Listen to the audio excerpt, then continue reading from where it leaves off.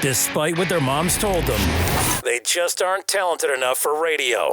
Unfortunately, anyone can have a show these days. Sean. Well, I'm pretty hard to figure out sometimes. In fact, I can't even figure myself out sometimes, so don't you try to. Joe. You're an idiot. And really a disloyal person. This is the Cuse Militia. Now, those two unapologetically biased orange-blooded homers, Sean and Joe. It's the most bullshit thing I've seen in 30 years. Welcome, orange men and ladies. Happy Monday. Happy freaking Monday. This is the Cuse Militia with Sean and Joe. At Cuse Militia on the socials. Go there, join the militia. Happy New Year. I hope everybody had a safe and happy New Year. Yeah, it was great. Yeah. Great. Some time off of work, time with the family.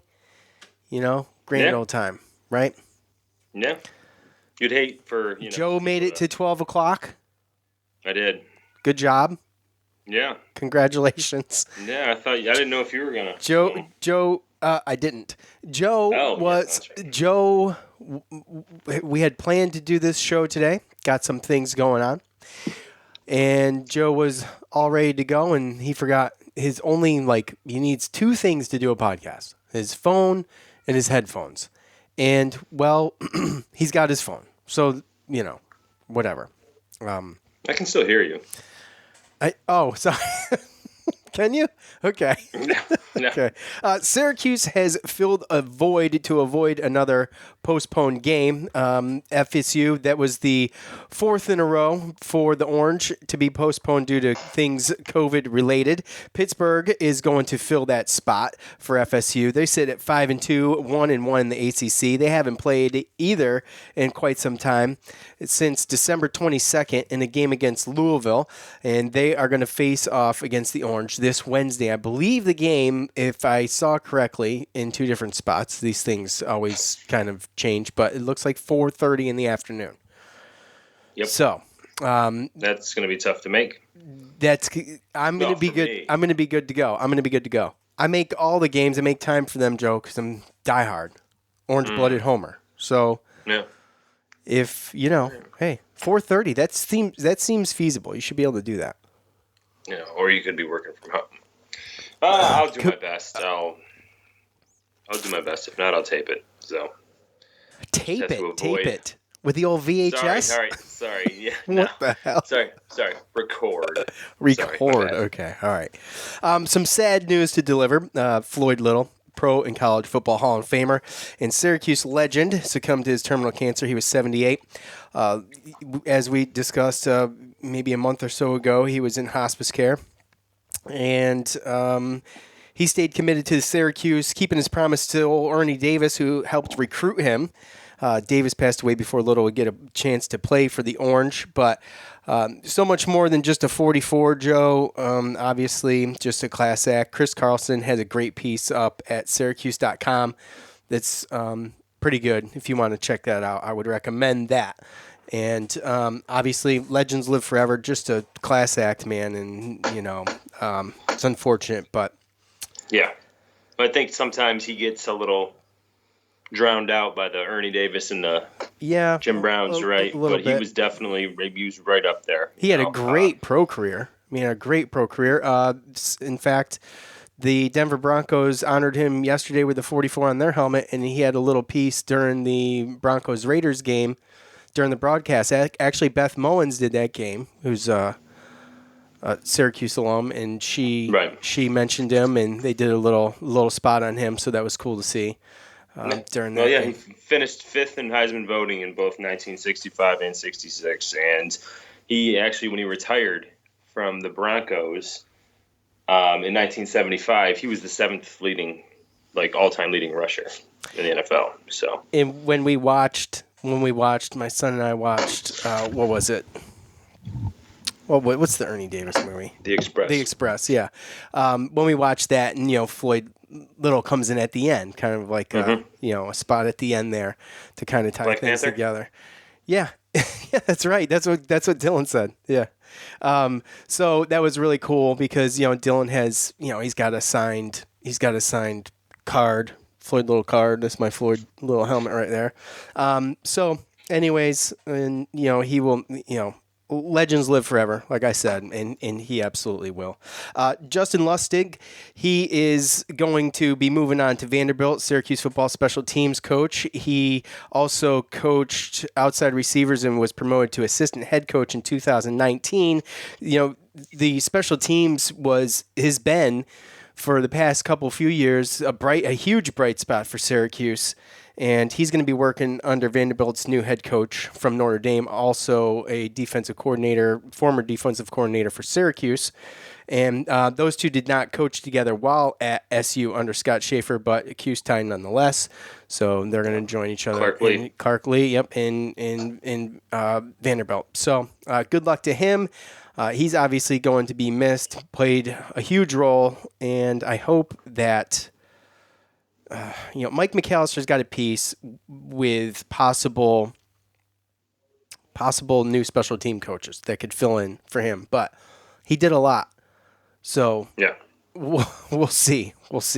Vanderbilt's lucky to get him. One of those things you don't know if they're going to want to hire within to replace that. If you had some type of understudy who is kind of learning from him, or if they're going to have to go out and get a legit coach that covered all the bases that he did. So. Yeah. Shall see. We shall see. One more thing before we kind of get rolling here, but before we get into that, I want to tell you about the good folks over at BetOnline. It's 2021. Let's start off the season right. Get over to BetOnline. Sign up. Look, you might be able to get to a game this year. You might be able to, if you're a Bills fan, get to a game in New York this year. That's a possibility. It is. Joe. If your last name's Cuomo, maybe. It's a possibility. It's too bad that Cuomo doesn't want to get into the dome, because then maybe we could too. You never know. But if you can't make the Bills game, which all of a sudden is okay, then you can go over to BetOnline. And you can get in on all the action over there. They're going to go the extra mile to make sure you can get in on everything imaginable this season, from game spreads and totals to team, player, and coach and props. BetOnline gives you more options to wager than any other place online. Head over to BetOnline today. Use the promo code ARMCHAIR to take advantage of all of the great sign-up bonuses. BetOnline, your online sportsbook experts. Thank you, BetOnline. Okay. One more thing, a piece of good news actually coming at you, is that the Rhino, he's going to return. He's going to take advantage of the extra year of eligibility provided to these athletes during the pandemic year. And he stated in his official Instagram post that he's got unfinished business. So these seniors that are returning, I think we've mentioned it, but just to reiterate, because they are going to be coming back with their scholarships, those aren't going to count against the school total for the sport. So it's going to be kind of wonky for a year. But good news, where will he play is the question. I don't know. I have no idea. So we will see. Wherever they ask him to, that's where. Right, Joe? Pretty much, yeah. Wherever they ask him to. That's kind of how he rolls. And again, I'm kind of excited about that because, again, I don't think that this year went the way the seniors wanted it to. And for them to kind of have that motivation to come back, kind of pumped about it. So we got most of the guys that we talked about who we wanted to return. I mean, obviously you want all of them to return, but that was a big one, though. That was a big one that we were waiting for, and we said, we're going to probably see some of these start to roll in after the new year, and here they are. What's the last one? McKinley Williams, the last one we're waiting for, right? That's the last one. That's the last big name to drop, yeah. I think so. Yeah. Yep. So, anyways, we'll wait and see. Hey, and I want to thank everybody, too, by the way. I should have mentioned at the beginning that every year since we started this, we're in our fifth year. Okay, we've completed 4 full years, and ever since we started, every year we've gotten bigger and bigger. And I just, we couldn't really do a lot of the things we do without even the feedback and the people listening and DMing and emailing and all of those things that you guys do, man. We really appreciate it, and I just want to make sure everybody hears it from me, because it means a lot. So, we say this every year, but we mean it. So Thanks everybody who shares the Yes. stuff on social media and who hits us up, participates in fan feedback. I know there's people who participate in fan feedback that don't listen to the show, and they get mentioned, on the show, that's fine. But we couldn't do it without you, so we appreciate it. Yep. As promised, we wanted to start the year like we said during the last show, where we just make some predictions. I was going to go with 5 predictions, but it's our first year doing this, so we're each going to do our 3 Syracuse sports predictions, and we're gonna mark them and etch them on a stone tablet and see what happens at the end of the year. We'll revisit them and see if they come true. So this should be fun. I will go first. We'll go. Yes, please. We'll go 1 for 1. Okay. Right. I think my first prediction is that, speaking of Chris Elmore, I believe that Mark will return next year, take advantage of the extra year of eligibility. Oh, okay. That's a pretty good one. It's a good one. I think. Is it an easy one though? Well, I'm saying. Well, yeah. I think that before, yes, basketball would obviously this would be the beginning of next year. So they're doing the same thing as football? Oh yeah, all of them. Okay. Yeah. Mm-hmm. You never know. Brahma might too. It's possible. I didn't want to do both, and I didn't know which one to choose on if I was to split them, so I just chose Mark. Okay. So, what you got? I am going to go and say that this is kind of bold. Okay, I like that. I'm going to say that the Syracuse basketball men and women's team will make it to the second weekend of the NCAA tournament. The second weekend? Yeah, Sweet 16. Okay, all right. So Joe's got men's, women's, Sweet 16. That is a bold one. So, I like it though. I like it. All right, Syracuse football. This is my second one. Will qualify /play in a bowl game next year.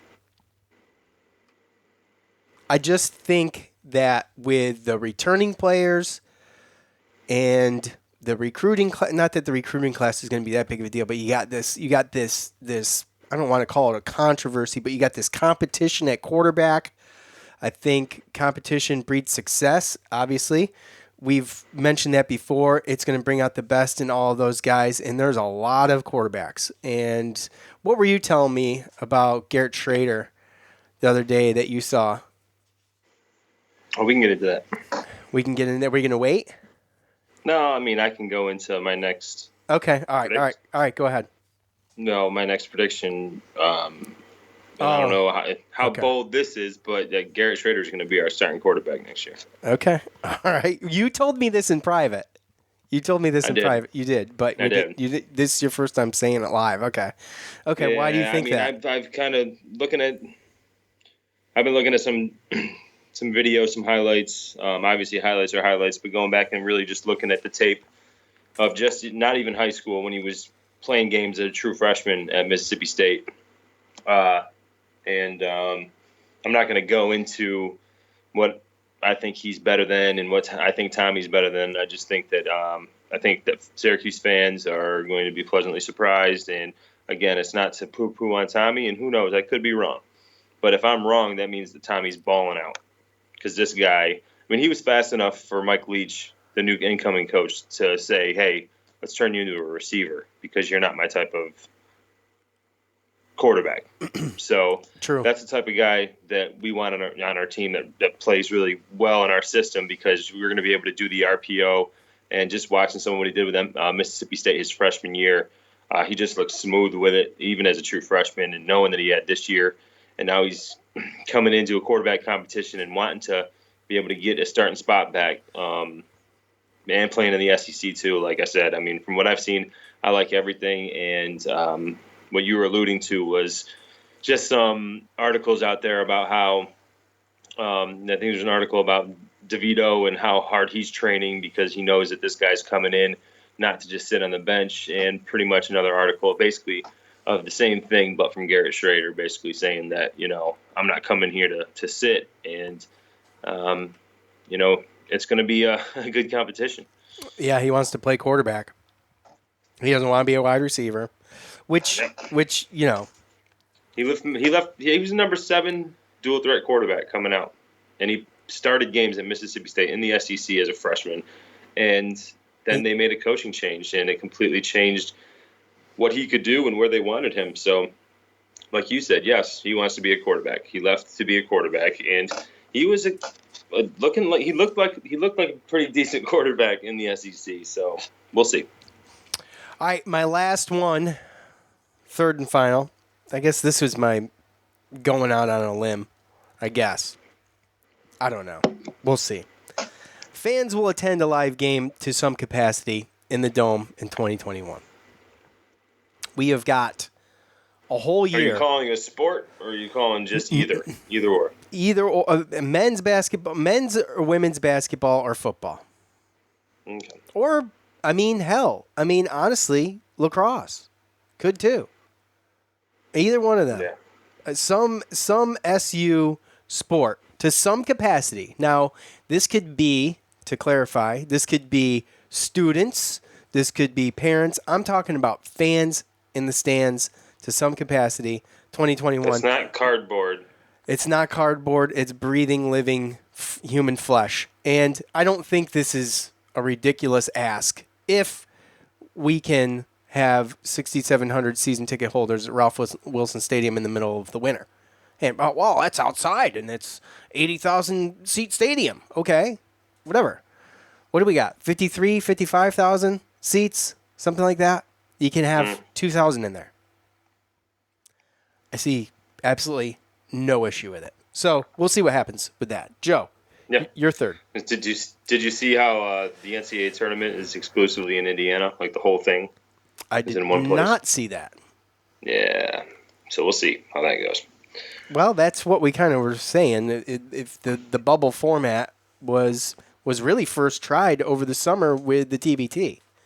Yeah. And they did really good with it. And I think that's a smart move. I don't, if you really want to be successful with it, that's probably the best way to go about it. Yeah. Other than traveling, and you're really vulnerable when you're Oh, it was Heather. I saw something that she put on Facebook where it's got all the people waiting in line to board a plane, and then it shows them all in the plane where they're 6 foot apart in line, and then they're in the plane and they're cramping each other. But you do take risks. I know Syracuse flies exec air or private or whatever, but you other teams may not be able to do that. Maybe they got to take a Greyhound. I don't know. I think you take a risk. So get to one place. If they can do it in a bubble there, I think that's smart if you want to be successful. Yep. So my third and final is probably, I don't even know how far out in the limb it is either, really. But if there is a lacrosse season, then our men's lacrosse team will win a national championship. Oh, likey. 2021 Lax Championship. Okay. I like that. I would be lying if I didn't say that has not crossed my mind. So, because let's be honest. They were on par last year to do just that. Yep. So, that's a good one. I like that one. Okay. Now, there may be other people out there making predictions. Right, Joe? Heard through the grapevine. Oh, I'm sure there is. But just for the record, because we did say this the last episode, not that I've got anything to prove, but we said at the last episode that we were going to do it. We remembered to just do a couple, and I didn't cheat, and I didn't look at anybody's, so I don't know what anybody else has, but that's a good one. I like the lacrosse one, Joe. I wish I would have thought of that. Okay. All right. Look, we are going to preview your ACC home opener for the Orange against Pitt here in a second, but first, BetOnline, the title sponsor for the Cuse Militia, Ty Thoughts. By the way, Ty's final thought is up, and that was actually the first show of the year on this feed. So his final thought was the first show. Go figure. Look, get in on the action. All the action at BetOnline. Head over there today. They're going the extra mile to make sure you can get in on everything imaginable this season, from game spreads and totals to team, player, and coach and props. BetOnline gives you more options to wager than any other place online. Head over to BetOnline today. Use the promo code ARMCHAIR to take advantage of all of the great sign-up bonuses. BetOnline, your online sportsbook experts. Thank you, BetOnline. Now, maybe you got some gift cards laying around. If you didn't get a Manscaped Perfect Package 3.0 shoved in your stocking, grab those gift cards. Get yourself the Perfect Package 3.0. You're straight out of 2020, straight into 2021. You want to reboot, stay clean and shaved in 2021. Manscaped is here to give you a fresh start with their Perfect Package 3.0 that has all the right tools for the job. Come out of quarantine with clean boys and the Lawnmower 3.0. The waterproof and skin-safe trimmer will reduce nicks and tugs to everything below the belt. The third-generation trimmer even has a light to give you a glow this 2021. Now, is 2021 going to be better? Oh, I can't wait to see you 2020. Hello, 2021. Well, we'll see. We'll see. 2021, not the greatest so far for me, actually. So, could be a little better. Could be worse. Could be way worse. Could be a little better.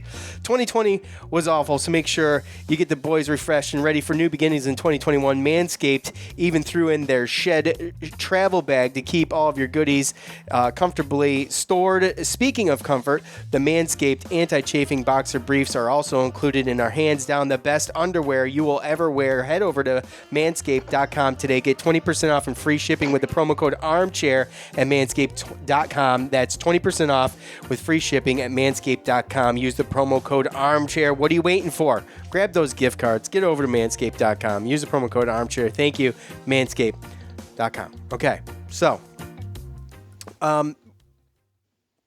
let's do this. As I mentioned, the Orange will open up their ACC play at home against Pitt this Wednesday because of the obvious issues with the COVID stuff, the last 3 games, and you can throw FSU in there. The all-time series sits at 73-45 in favor of Syracuse. The last game was played on February 26th, 2020, a 72-49 victory for the Orange. Hughes with 25 points and Sidibe with 10 rebounds. Is your chair okay? Is that your chair? Huh? Yeah. Okay. All right. I'm just checking. Okay, because you do sound like you're in a bathroom. So I'm just making sure. Syracuse and Pitt have played each other 104 times, the 4th most games for Syracuse against any opponent. The first 2 teams met in 1914, and Syracuse won the first 6 of the series, according to orangehoops.org. By the way, Coach Boeheim so far is 5-0 against Pitt coach Jeff Capel. The Panthers are led by sophomore forward Justin Champagny, who's averaged a double-double so far this year with 18 points and 12 rebounds, which is a ton. But guess what? He will not be playing because he's going to be sidelined with a knee injury. Adis Toney averaging 16 points a game, and Xavier Johnson averaging 14 points a game, both guards. Not a superior three-point shooting team. Joe, 31% overall. Toney, 9 for 22 for 40. He's pretty much the best individual effort percentage-wise. And Joe, as well as Champagny, there's going to be some other unnamed players that are not going to be able to make the trip to Syracuse. I heard up to 3 more. So 2 with a possible 1 more. And, we don't know who they are. Are they, we know Champagny because he got injured. I'm assuming the other ones could be some kind of COVID-related thing or something. I don't know. Or there was Adis Toney. Didn't he have some type of injury too? He had an ankle injury, but he should be back, I believe. Oh, okay, yeah. Because I know that he didn't play the last game against Louisville. The last game they played was the 22nd. Yeah, I think ours was the 19th. So I think he's coming back from that, but there's a couple more. So opening up ACC play with a healthy rivalry, Joe. Syracuse getting the best of Pitt the past 2 years. They're going to be wounded, limping into the Dome. What do you see? I mean, Champagny, look, that is a huge loss to this team. Averaging 18 points and 12 rebounds a game, that's huge. That's a huge blow. Well, and he was one of the main guys that 6'6", 230, 6'6", 220, something like that.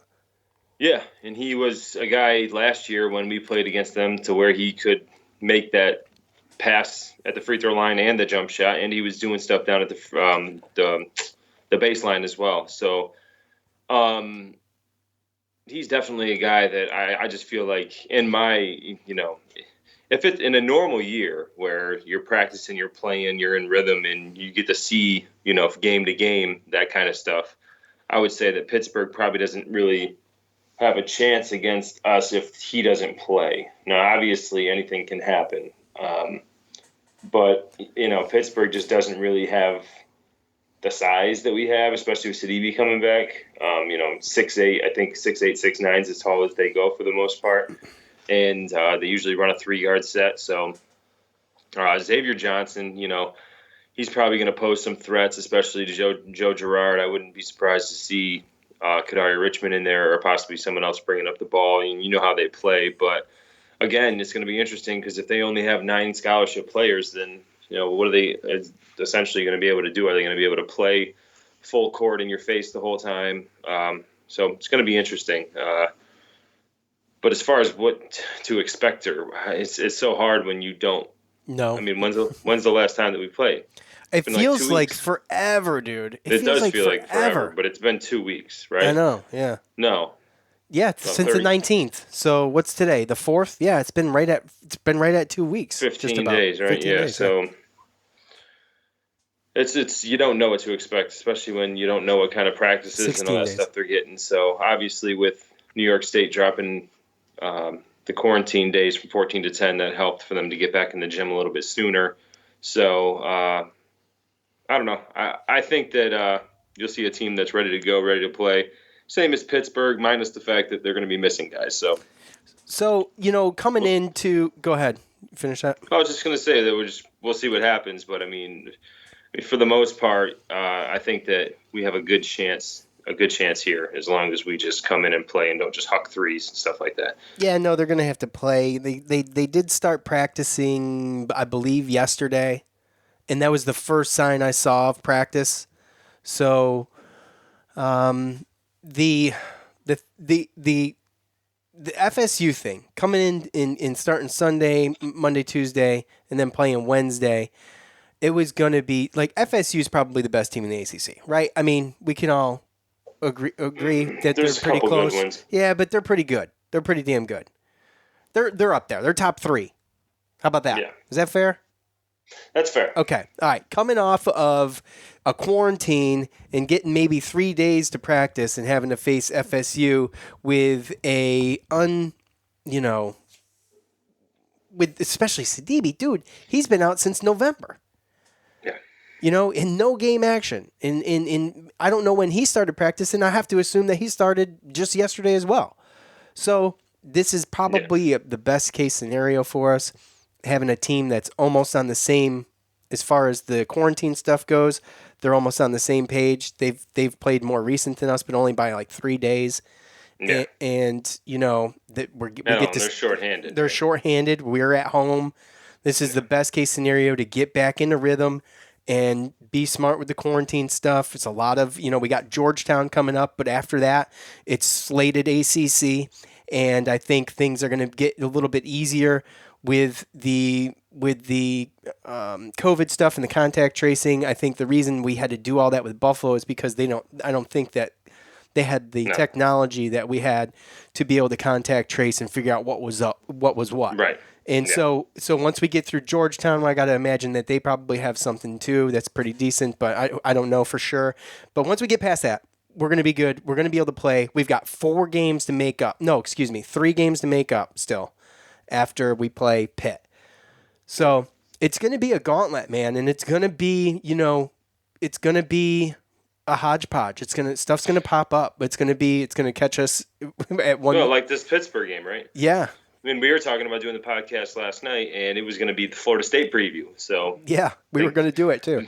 Yeah, and this news would have popped right up in the middle of our podcast, and we would have been like, "Oh crap!" Yeah, well, what did we say? We were like, "Well, we can either do FSU tonight and then do something else tomorrow and take the chance, or just wait till tomorrow."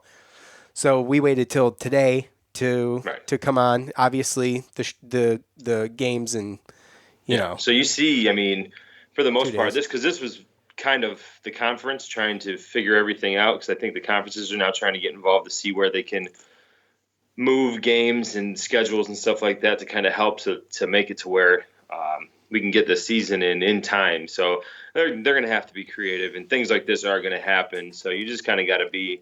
You definitely can't look at your little folded up Syracuse schedule you got on your refrigerator and take those schedules and those dates by bond, even the times. It's going to be, like you said, a hodgepodge, and especially if they're going to try to fit it in without extending the season.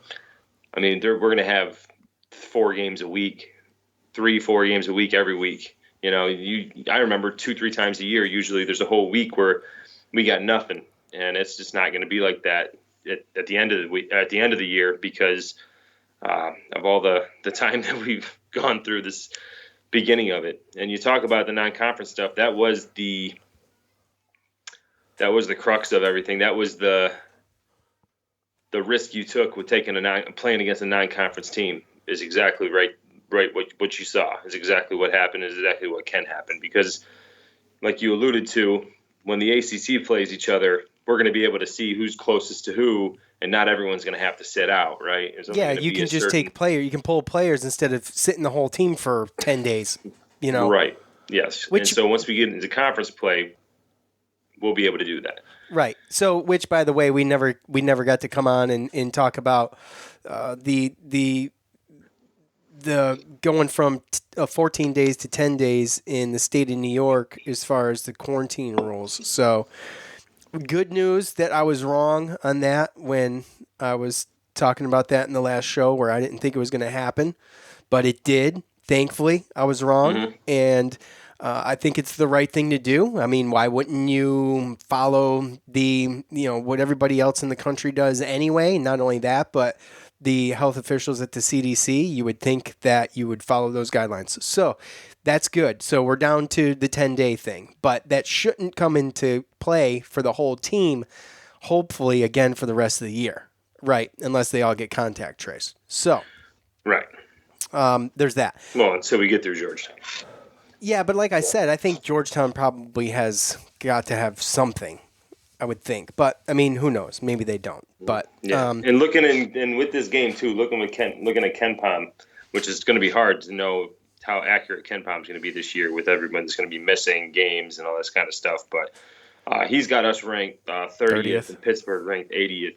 And I think that's just where my mindset comes from with this game. I know that it's a rival and everything like that, but when you have that type of discrepancy, I mean, we're a borderline top 25 team, getting votes every week, and been bouncing between 29th and 32nd, 31st. Yeah, and Pittsburgh's up near the 80th, and they're without their best player, and possibly more, because obviously we don't know who those players are.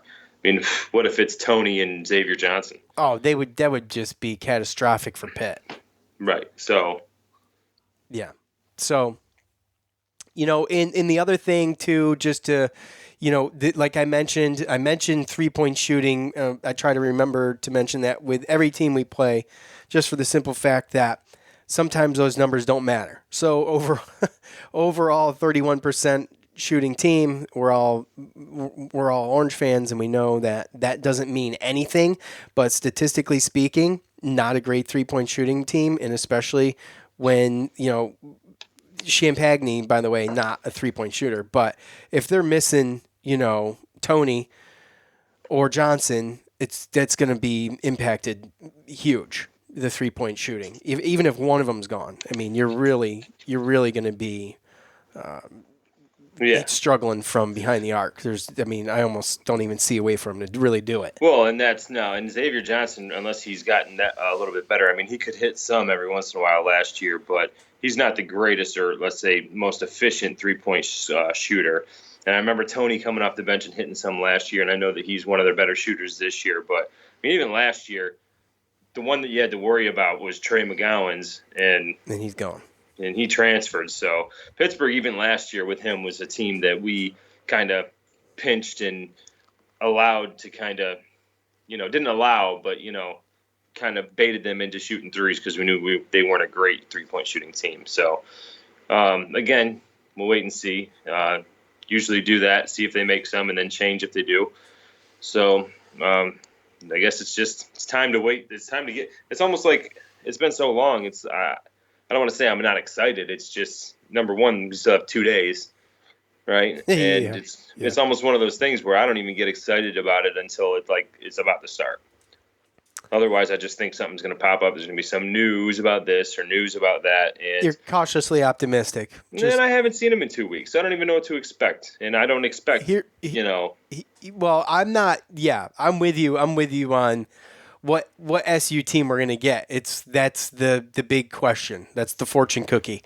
But as far as something unexpected happen, as far as like COVID protocol or something like that, I mean, these teams they're coming out of quarantine. There shouldn't be any of that. I say that, but technically speaking, there shouldn't be anything. I'm just saying. I know. It's crazy. I know. But there shouldn't be. There's nothing traditional about this year or even early 2021. So I know. Yeah. So, all right, I think that's it. Is that it? Well, what? Georgetown got moved. Oh, Georgetown got moved. That's going to be a primetime game on Friday night, right? So that's Saturday night, right? Saturday night. Yes, I'm sorry. The 9th. Saturday night, 8 p.m. on ESPN2. Yep, and that's going to be, that's going to be fun. That's going to be fun. So, and this one's at home turf this time. I'm swapping back and forth. So, oh, it's home? Okay. Yep, it is home. So, nice. Yeah, so that continues. Hopefully we can get 2 in a row. That I know that would be huge. A Pitt win in a Georgetown win, boy, man, just bring me back to the '90s. Why don't you drop me off? That's where I want to be. Okay, do that and then end with being ranked come Monday. I don't know if those games get you over the hump there, but it depends on how they perform, right? And other teams too, right? Yeah, absolutely. I mean, that's part of college basketball and college football. Is as long as you don't lose and you keep moving up. I mean, Rutgers, and they haven't even played, and they've stayed almost exactly where they were when they played Buffalo. Yeah. So yeah, there's not a whole lot of movement. A lot of things that are being set on pause. That's the word of college basketball for 2020, 2021. Pause. Yeah, and that's all you see. Villanova pauses again, postpones 3 games. That just popped up. So, just yep, NCAA tournament. Yep. Oh, did you see this one? I don't know. Why don't you tell me? Well, so this is it. Instead of quarantining, I think the Patriot League has come up with the best option. Oh, is this a new idea? Is this a new spin on quarantine? I mean, I don't know, but... Would they have kissing parties and just getting everybody through it so they can play for the next 3 months? No, so according to ESPN staff writer Jeff Borzello, this afternoon, he reported that Boston University Terriers and the Holy Cross Crusaders are going to both wear masks during Tuesday's basketball game. I did hear this. Masks. Yeah, that doesn't seem... What kind of masks are they going to be? I'm curious. The ones that don't that sweat doesn't cling to. Plastic ones? I don't know if that's smart. What if someone passes out? I guess that's a chance they're willing to take, Sean. Well, that seems dangerous to me. Well, I mean, hey, look, you got to be able to take some risks sometimes, right? That's what we've said, so I guess we're eating our own words right now, aren't we, Joe? Oh, I guess so. Because now, what do you do, Joe, when it is soaked with sweat and it's drooping off your face because it's so wet, it has gained enough weight to stretch out? What do you do then? You get a new one, right? Get a new one, start over again. Probably going to have a bunch of new ones on the sidelines now that I think about it. Maybe grab one every 5 minutes or so. Keep a freshie, Then have a biohazard bin to dump them in. Why not just do the face shield? And face shield off limits. Do it like college football or the NFL rather, where someone touches the face mask of a quarterback, then it's an automatic foul. And yeah. Right? So this makes it better. Because there's more? Well, there's more of a nuance to it because it's not actually the Patriot League. It's actually Boston University, believe it or not. It's just them, and so their opponents have to abide by their rules? Yes. I'd be like, take Boston off the schedule. Take Boston off the schedule. I don't like Baines anyway. Look, all I'm saying is, so this is the deal, right? So all their opponents have to play. If you play at Boston, then they have to wear masks. But, for instance, they also play on Monday, and it's going to be at Holy Cross. And because it's at Holy Cross, then only Boston's team is going to be wearing masks. So basically, Boston is just wearing masks wherever they play. That's a handicap. And if you play at Boston, then you got to wear a mask. That's crazy. I wonder what the players think of that, honestly. You got to make up for the sixth man. Somehow. Jeez. If I was players on the other team, that would just give me more incentive to want to beat the hell out of Boston. Oh, I'd run. I'd be like, look, guys, I'm the coach. I'm like, all right, run the court constantly. That's all I want to do. I want to see you guys hustle all over the place. Just wear them out.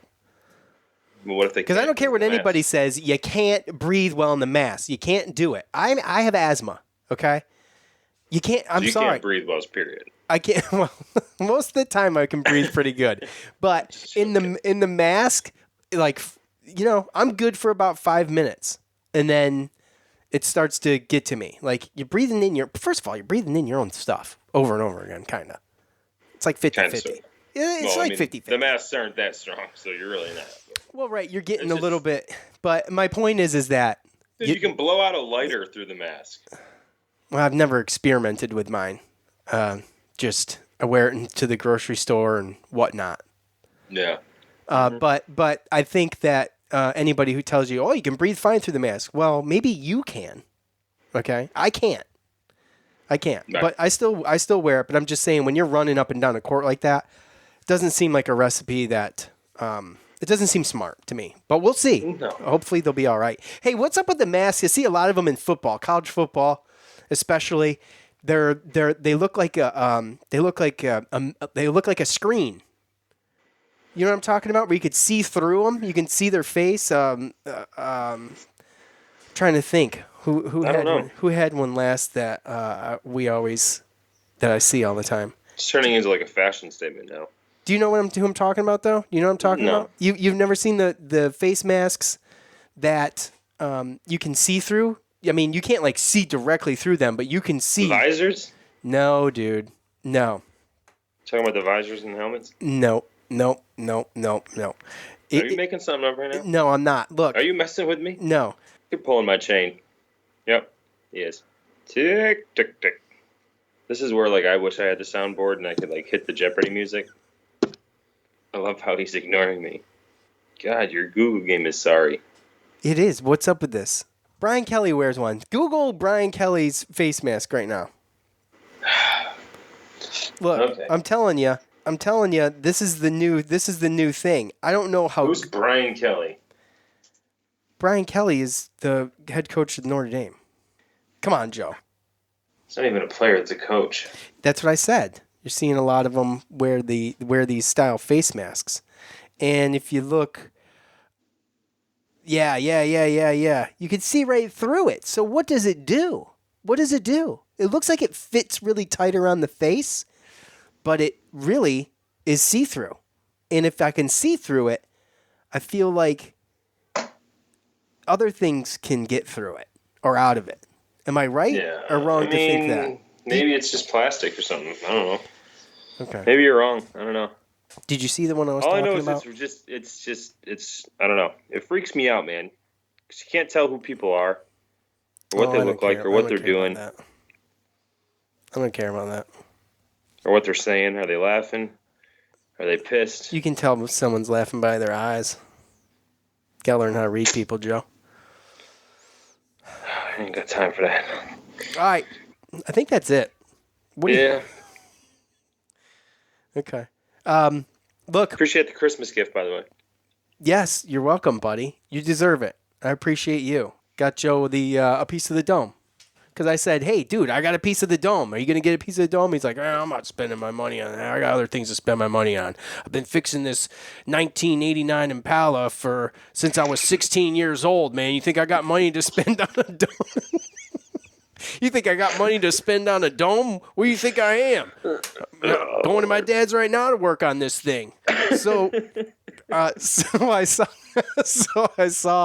a twofer, and I'm like, you know what? I'll get my son one, and I'll get Joe one. It's a two for one. So yeah, man, you're welcome. I love mine. I think it's a great collector piece. If you don't have and I think they're still doing it. Whatever the name of the place is, something collectibles. Sorry, I forget. You'll find it though if you Google it. But if you want one, or you want to add something like that to your collection, get a buddy go halvesies. I think you can get them for might be like $35 a piece or something like that. So something like $70 for two of them. So anyway, yeah. All right, appreciate all of you who have tuned in and are still listening. I really do appreciate you. We really do. And all through 2020, thanks for hanging with us. I hope you hang with us through 2021. Thank you to Bet Online. Thank you to Manscaped. For Joe, I'm Sean. We're out. Peace.